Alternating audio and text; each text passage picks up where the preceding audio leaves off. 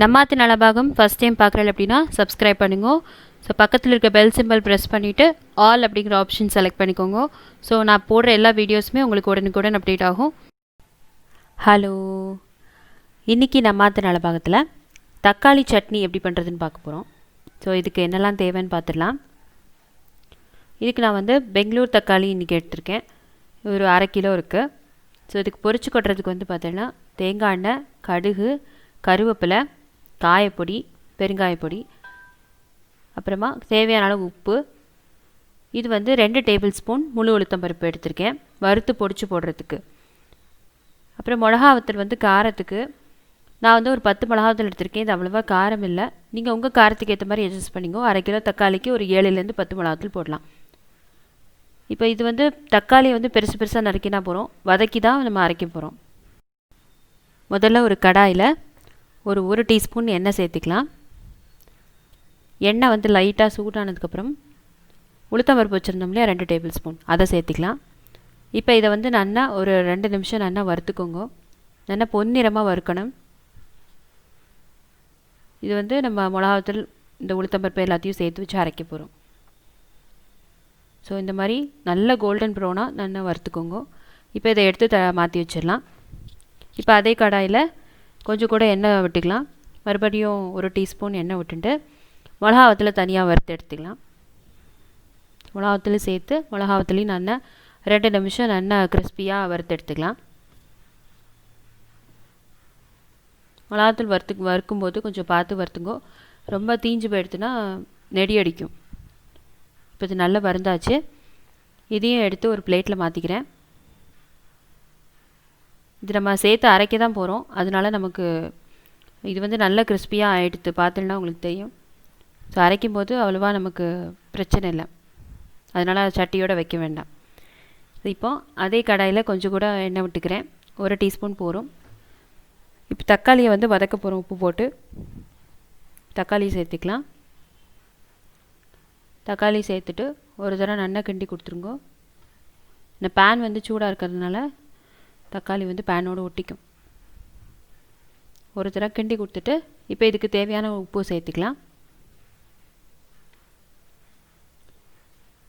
உப்பு போட்டுட்டு நல்லா மிக்ஸ் பண்ணி கொடுத்துருங்க. இதை நல்லா மூடி போட்டு ஒரு 2 நிமிஷம் வெந்துக்கலாம். அதுக்கப்புறமா ஒரு தடவை கிளறி கொடுத்துட்டு மறுபடியும் வேக வச்சுக்கலாம். ஸோ தண்ணி எதுவும் விட வேண்டாம், 2 நிமிஷம் மூடி போட்டு வேக வச்சுக்கலாம். இப்போ பார்த்தோன்னா 2 நிமிஷம் ஆயிருக்கு. தக்காளியே நம்ம மூடி வைக்கிறப்போ நீர்த்து போகும். தக்காளியில் அவ்வளோ வாட்டர் கண்டென்ட் இருக்குது, அதனால் மேற்கொண்டு நீங்கள் தண்ணி சேர்க்கணுங்கிற அவசியம் இல்லை. ஸோ இது கொஞ்சம் கூட வேகட்டும். கூட ஒரு 3 நிமிஷம், மொத்தமாக ஒரு 5 நிமிஷம் தக்காளியை வேக வச்சு எடுத்துக்கலாம்.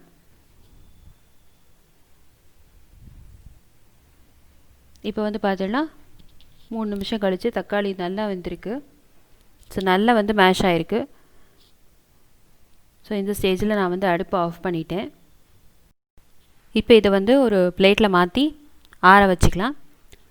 சூட்டோட மிக்ஸி ஜாரில் போட முடியாது இல்லையா, ஸோ ஆறினதுக்கப்புறமா ஒன்றா போட்டு நம்ம அரைச்சிக்கலாம்.